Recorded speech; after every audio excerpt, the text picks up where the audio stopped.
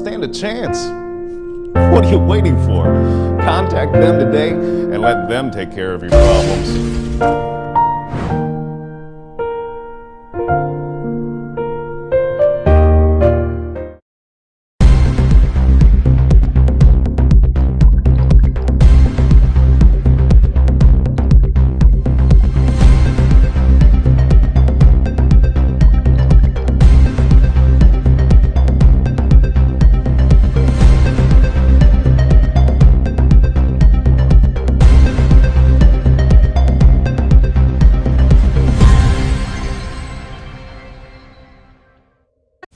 Hello and welcome to ABC Amba News. I'm Cynthia Williams. We will start this edition of the news on a sad note. 19-year-old Ngay Desmond Akim is no more. The young, intelligent student from Guinea who was planning to make his first days in the university was shot dead Monday morning by the genocidal soldiers, the BIRs of La République du Cameroon. Sources say that he went out early this morning and met his end in Big Babanki when the BIRs, disguising as civilians in plain clothes, brutally shot him to death. Desmond scored 20 points in 4 science A-level papers at the last GCE examinations and was scheduled to be in university this academic year. A bright student and the pride of his family, he still had his whole life ahead of him. Unfortunately today, everything was taken away from him and his family. He was wasted by Cameroon genocide forces of occupation. This trend continues to happen all over Ambazonia in the 5-year-old war. The fearless General Grandpa and the Buffaloes of Bali have banned all Presbyterian churches from operating in Bali. Reverend Funky Samuel, the moderator, and pastor of the local Bali Presbytery, Menchum County, have also been banned from the church. The bans follow the inability of the pastor and the moderator to tell the truth as to what exactly happened before a member of the church was gunned down 2 weeks ago during a Sunday service. Members who were present in the church during the incident have since testified that Cameroon soldiers shot and killed the woman, but the moderator and the pastor won't confirm that it was the case. They are being accused of covering up for the shooters, whom worshipers have said were French Cameroon soldiers. The interim government hasn't endorsed the suspension, and it is yet to make a statement on the ban. Mike Fusey reports. The 8th commandment of the Bible, the same Bible that is read and taught by Reverend Funky Samuel, moderator of the Presbyterian Church in Cameroon, and Pastor Munto Simon of the Presbyterian Church in Tanzania, Bali, states that thou shalt not bear false witness against thy neighbor. Following the recent shooting at the Presbyterian Church in Tanzania, Bali, which resulted in the death of Mama Grace, a mother of 3 who was worshiping at the church that Sunday morning, and the pastor who was shot in the hand, there have been conflicting statements with regards to the responsible party to that shooting. Christians who were present during the church service stated clearly that the shooting was done by the soldiers of La République du Cameroun who came into the church after the shooting, took pictures and videos, but were prevented from taking the pastor and the body of the murdered Christian by the congregation. Contrary to the narrative given by the Christians, the moderator of the Presbyterian Church, Reverend Funky Samuel, and the pastor of the Tanzania congregation in Bali, Pastor Munto Simon, have since given ambiguous statements with regards to the responsible party for the shooting. Angered by this lack of sincerity or the unwillingness to tell the truth by these men of God, the Buffaloes of Bali, under the command of General Grandpa, have issued a ban on all religious activities by the Presbyterian Church in Bali until and only until the moderator, Reverend Funky Samuel, and the pastor of the Danfan congregation, Pastor Monto Simon, both submit their resignations. The statement issued by the Bali Buffalo's spokesperson reiterated that this ban affects the Presbyterian Church in Bali only and no other denomination. When we contrast the behavior of these men of God against the Christian teachings which frown against falsehood or lies telling, one is compelled to wonder if these men of God are indeed practicing what they preach. If the teachings and example of Christ or Jesus Christ's life here on earth is the measure by which all Christians are supposed to determine their own righteousness, the rightful question to ask in this situation is, how would Jesus behave under the same circumstance? Will Jesus say that the soldiers of La République du Cameroon were responsible for the shooting that wounded the pastor and killed Mama Grace, as stated by witnesses during the shooting? Or will he say that the shooting was done by some unknown gunmen? The image and dignity of the Presbyterian Church hangs on the balance. So what then will the moderator of the Presbyterian Church do? The continuous existence of the Presbyterian Church in Bali very much depends on the answer to this question. We will continue to follow this story as it unfolds. Mike Fusey for Prime Reports on ABC Amba News. We will fight till the last man standing. These were the words of President Sako on Sunday during an exclusive interview with the Guardian newspaper of Nigeria. In the over 90 minutes interview, Dr. Sako reiterated Ambazonia's independence position and the dire situation Ambazonian refugees face in Nigeria. The president debunked claims that Ambazonian restoration forces are positioned to attack Nigerian positions along the coast of Ambazonia. He once again called upon the Buhari government to respect international laws and continue to protect Ambazonian refugees. Here are some excerpts from the interview. Let's watch. We were a Category B trust territory after the Second World War. Under the mandate, the trusteeship mandate of the British, and the other part of Cameroon, because it was a German protectorate, also fell in the hands of the French. So we were two Category B trust territories under the United Nations. And the United Nations passed a resolution that these countries under trusteeship be prepared for self-government or independence. We attained self-government long before 1960, because by 1953 we withdrew from the Enugu House of Assembly, where we were governed with the Eastern Nigeria by the Brits. And by 1954 we had our first democratic elections. So we attained self-government. And by 1959 there was another election where the incumbent lost. When you have independence, your territory, your boundaries are clearly defined, and you become part of the United Nations with your boundaries clearly demarcated. If you look at the Nigerian map at independence, the country that occupies the eastern maritime borders as the neighbor to Nigeria is the southern Cameroon. It's not La République du Cameroon. So it was clearly stated, we were separate, autonomous, self-governing. And but when it came to our turn for independence, the trust administrators, Britain and the United Nations, for whatever reason, they resolved that we will be independent on the 1st of October 1961. That we have to decide to join either Nigeria or Cameroon. We shall be independent by joining. I don't know what that means. so confusing, because joining itself means you're losing your some kind of independence. But they say we attain independence by joining.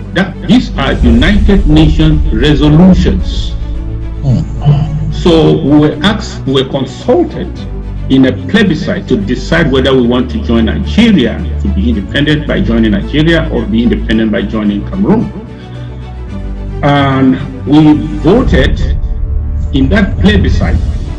We opted to join with La République du Cameroon, the independent state of La République du Cameroon.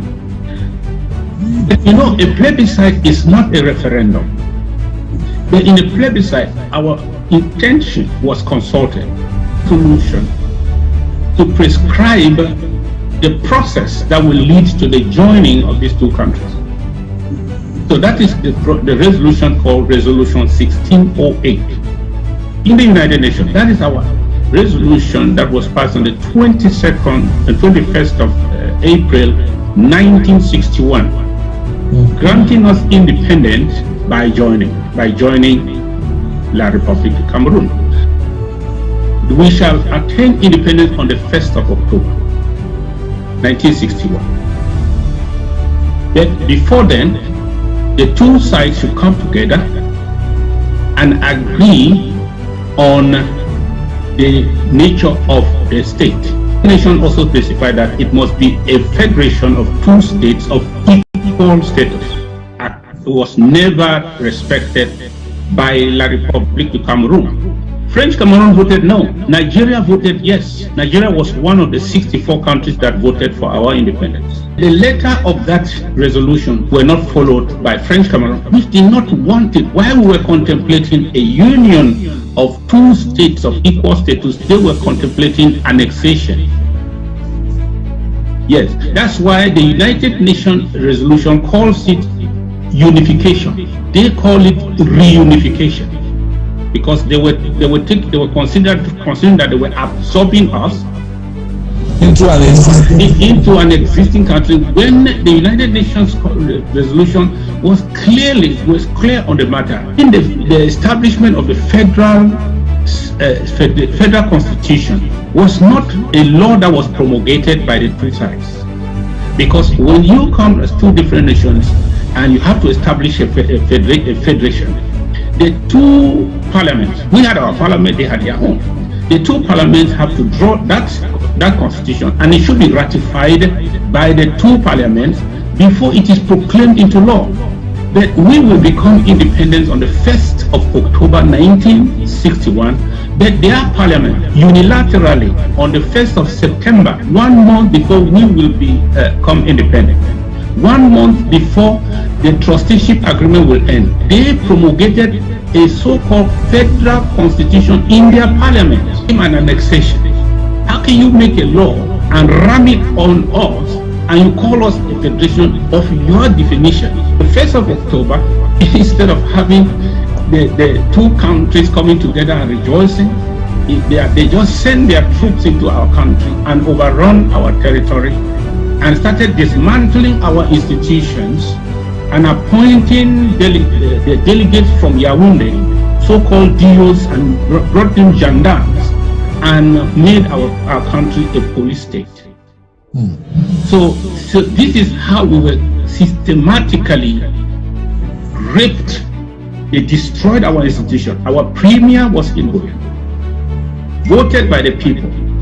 By 1965, they dissolved all our political parties, created one political party, and dissolved our House of Assembly, and fired our premier, who was elected, raping us economically. All our institutions are gone, all our companies gone, and we became less than second-class citizens in this construct that we did not contribute even our ideas to create.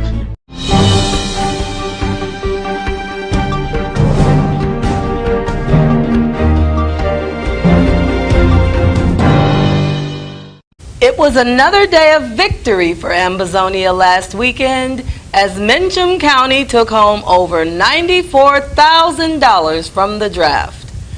Even though the draft started rather timidly, with low expectations owing to the low turnout, It was a great day, nevertheless, for Menchum County.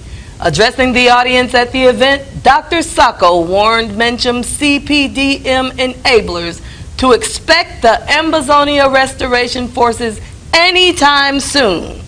They're coming after them, he said. 9 counties have so far drafted this year.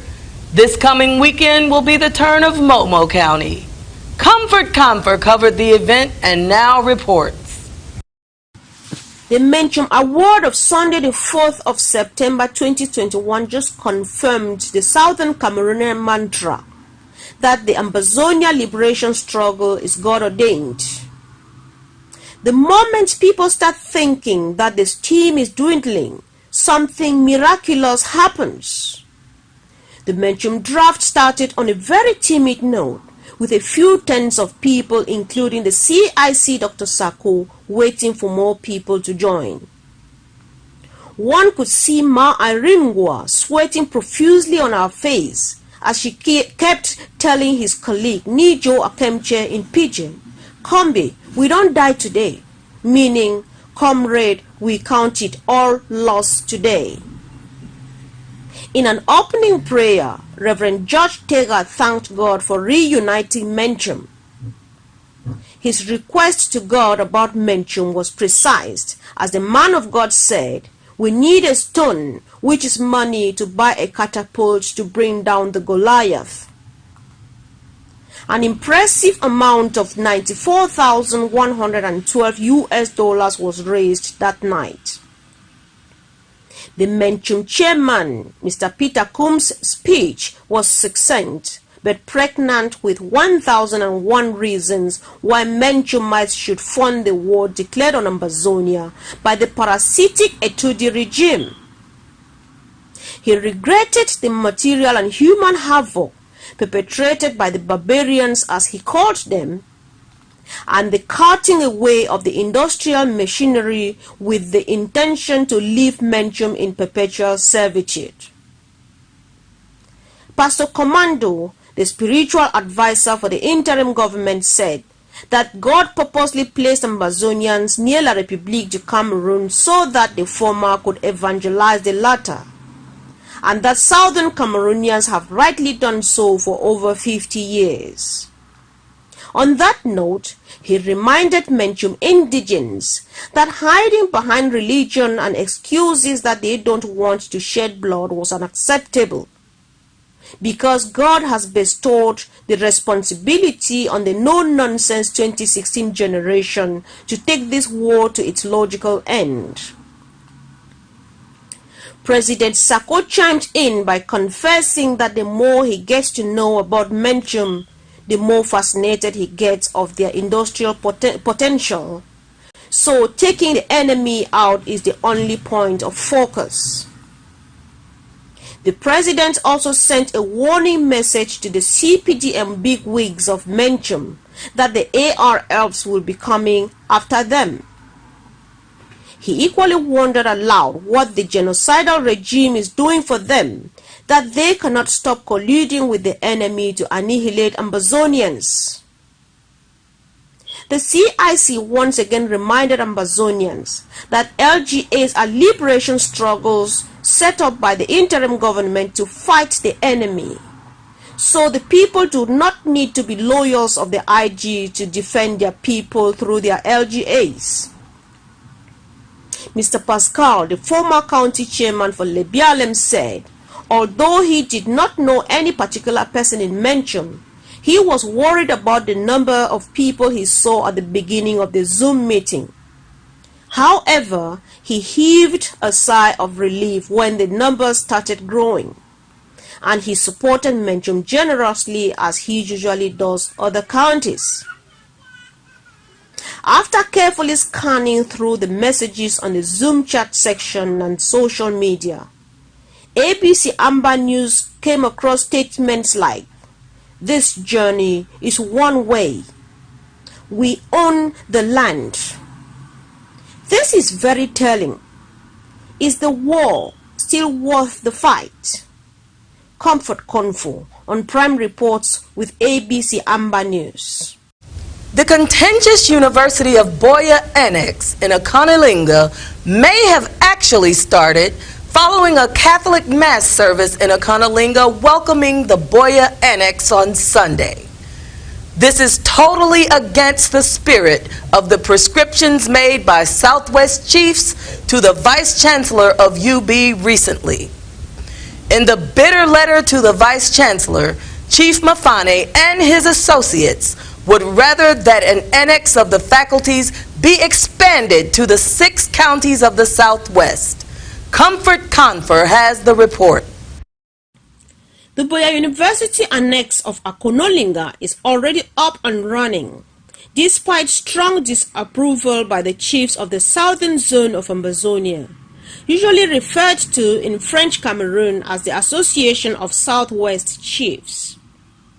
In a video circulating on social media, a supposed University of Buea community in Aconolinga prays for journey mercies for those traveling home after a fruitful academic stay, and that Almighty God may keep on pouring His abundant blessings on all stakeholders of the project.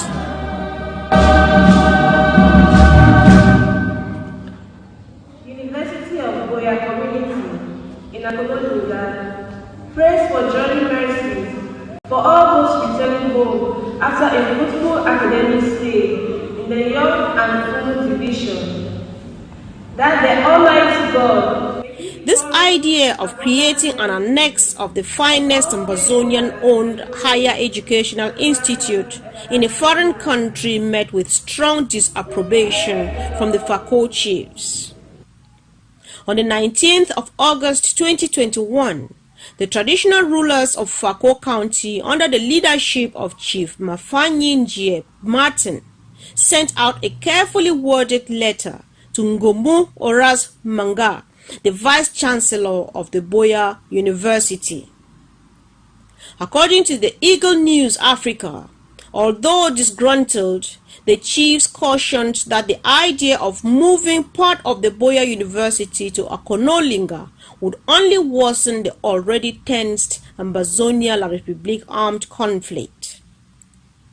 They further advised that if the intention was really to decongest the university in Buea, as the Chancellor and his employer claimed, some faculties could be relocated to all the 6 LGAs that make up the county of Sako.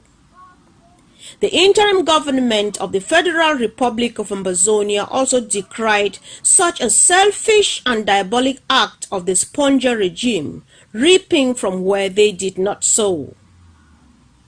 Ambazonians are wondering how long an academic year or a semester could be, because the proposal came to the chiefs just 2 weeks ago, and now they celebrate a successful school stay in Aconolinga. It is obvious that the proposal to the chiefs was only a smokescreen, because the deed had already been done. This is a clear message that La République du Cameroon is doing everything possible to strip Ambazonia of all her state-owned properties for their egoistic interests. That sounds like a serious provocation, which only adds more pain to injury. Comfort Confu on Prime Reports with ABC Amba News.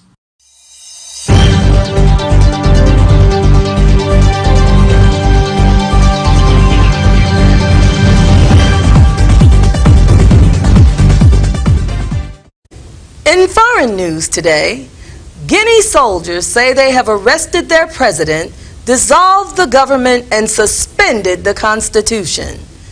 The arrest of President Alpha Condé by the Guinean Special Forces has now been confirmed.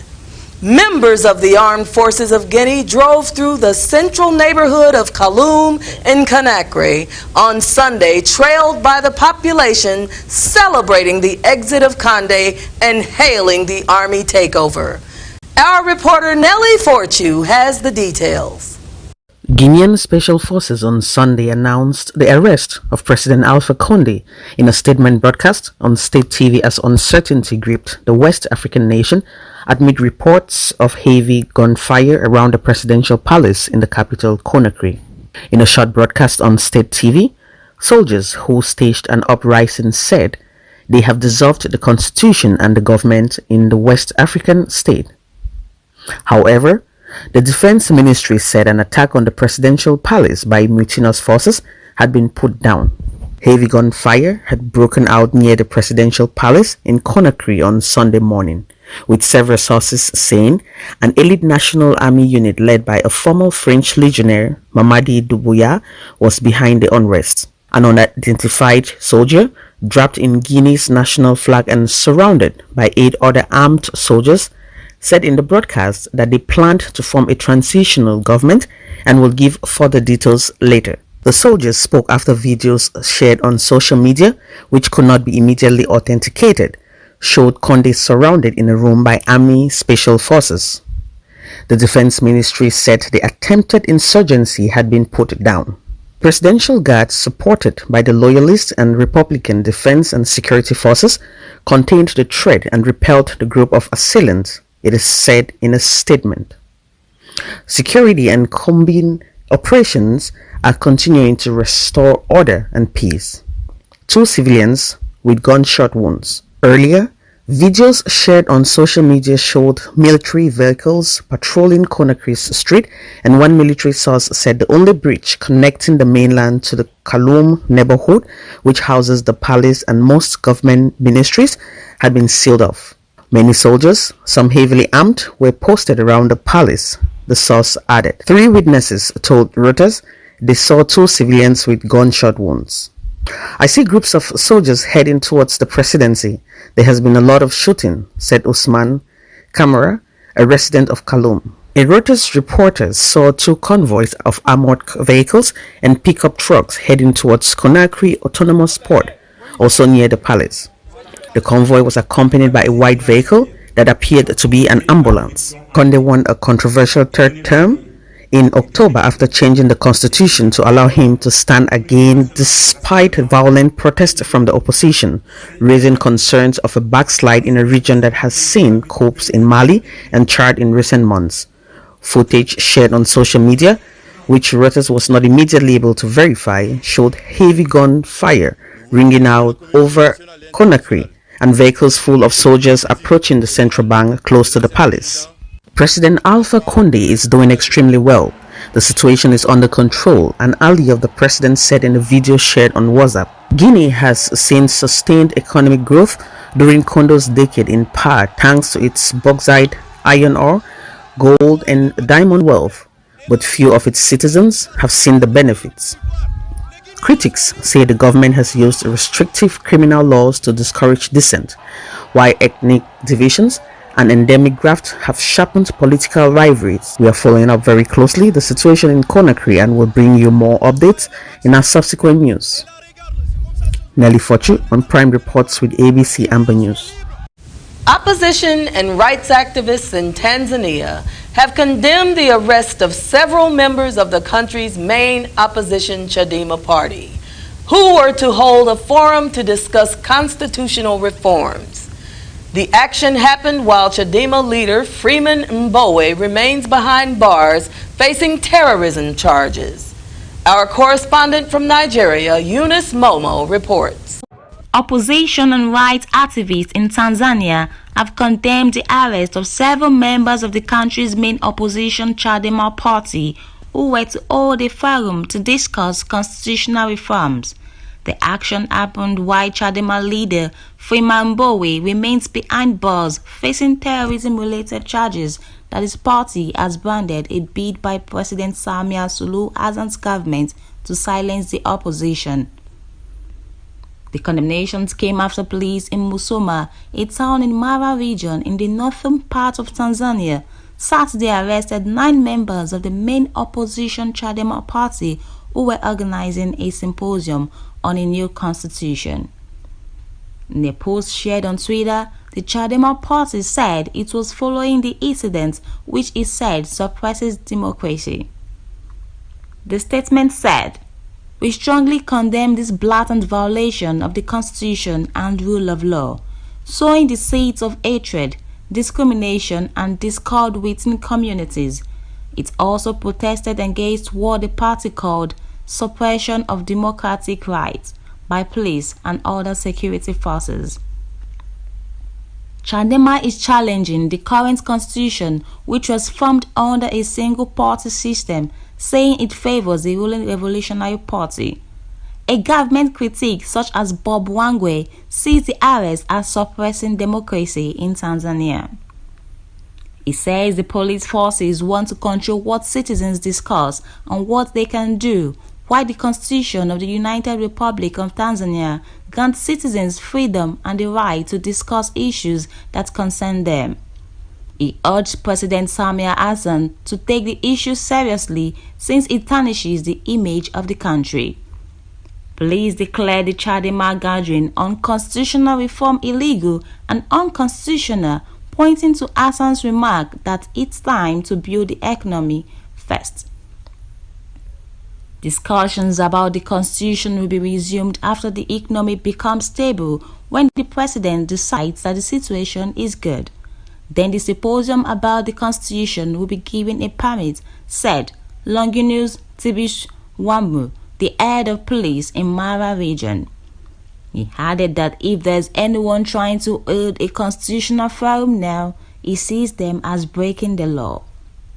Analysts say Hassan has started well, but incidents like these show some weakness. Political analyst Victor Quaker says there is no president who is perfect, but there are weaknesses that can be avoided.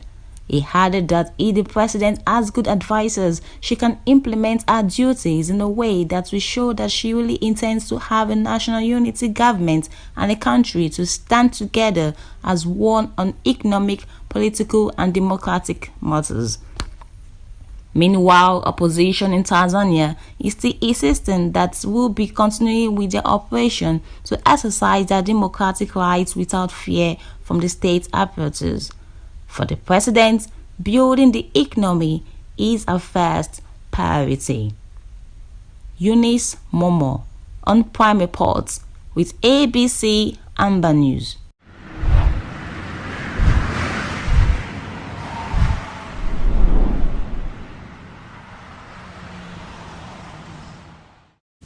In business news, global factory activity lost momentum in August as the ongoing coronavirus pandemic disrupted supply chains, raising concerns faltering manufacturing would add to economic woes caused by slumping consumption, surveys showed on Wednesday.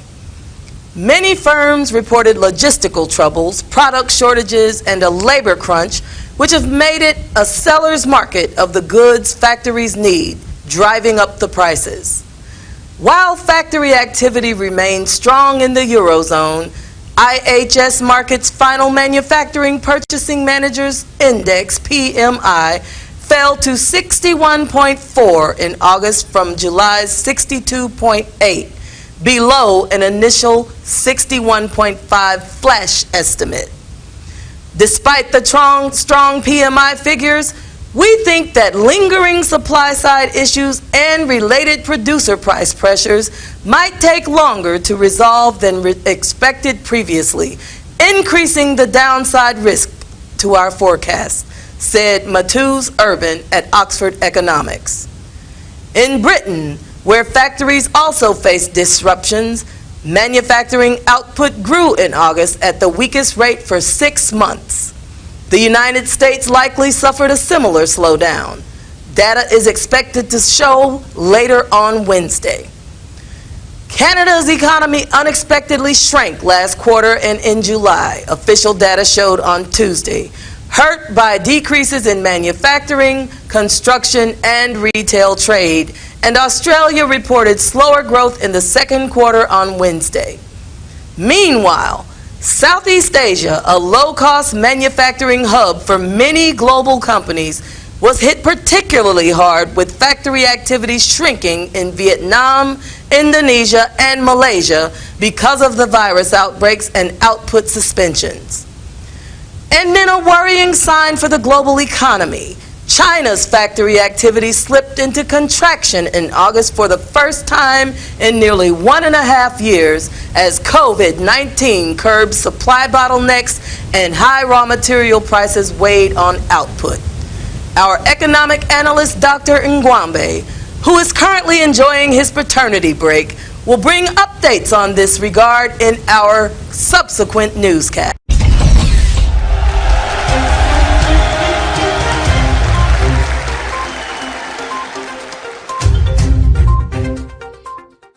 In sports news, Kylian Mbappe has been warned to learn from the mistakes of past greats like Ronaldinho and not take his eye off the ball if he earns his dream move to Real Madrid.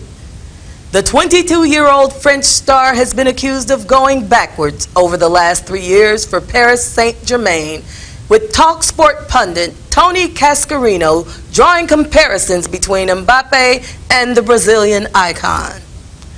Mbappe was strongly linked with a move to La Liga this summer, and questions have been asked of PSG after rejecting a huge €220 million deadline bid from Real Madrid, despite the forward's contract expiring in a year.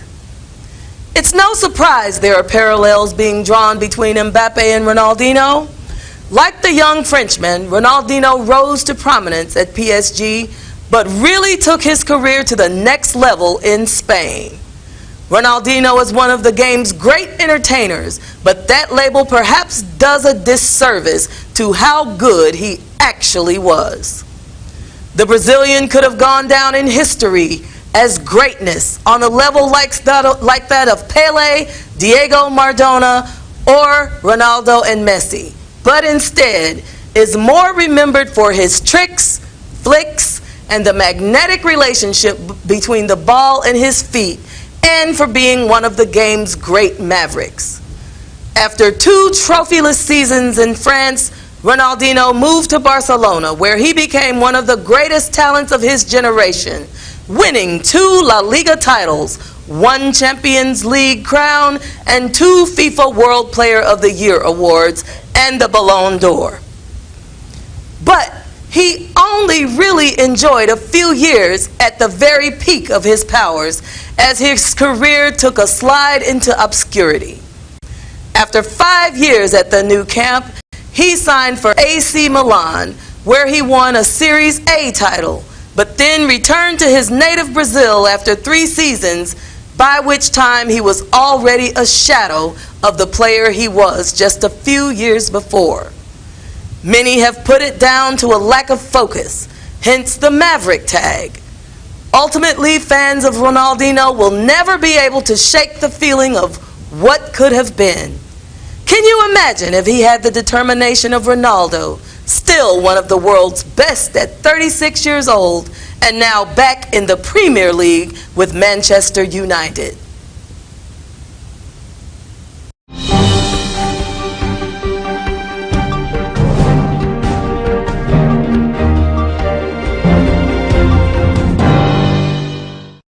That's all the news we have for you today. My name is Cynthia Williams. Thank you for watching ABC Amba TV. And remember, the next draft is in Menchum County. Draft, draft, draft. Bye-bye.